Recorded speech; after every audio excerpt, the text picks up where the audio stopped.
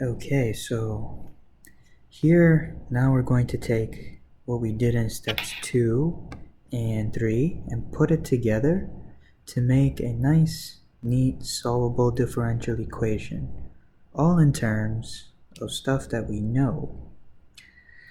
So, or make it a nice and easy integration. So first thing is first, you take a look at this.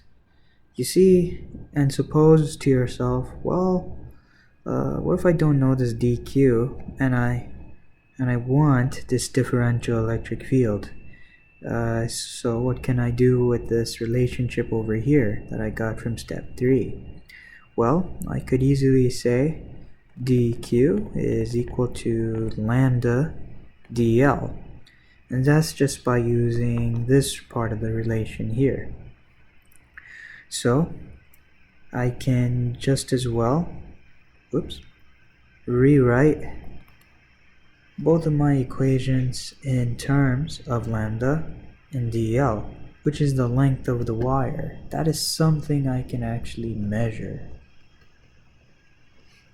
So I see this is going to turn into k times a divided by this really long and annoying to write denominator times lambda dl. Okay, but what if I can't measure the charge of an infinitesimal part of my wire? What do I do then? Well, I can still go ahead and recognize that, well, I can go further with this. I remember that lambda over here was the same as q over L. Now the total charge of a wire is something I can measure, and its total length is also something I can measure. So I can say over here just lambda is equal to q over L, and this is something I can plug into here.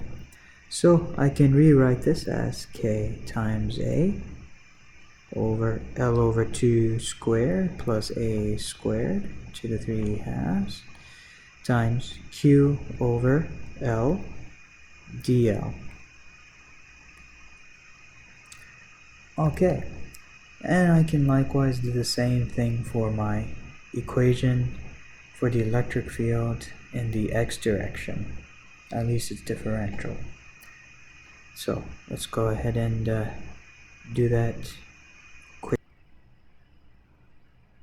Okay, so I decided just to skip on ahead, just make that plugging in, and now we're down to these two differential equations here. Okay, so let's pay attention to these.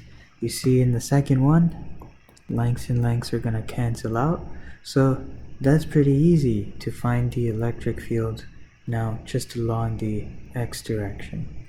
Now what about the y direction? Well, nothing we can cancel out, but we're okay there. Now here's we're gonna see that in the next step that there are certain things geometrically and physically we need to be wary of. But this was the most important part. If you do step 2 and step 3 right, then you can definitely do step 4. So we'll continue this in the next video.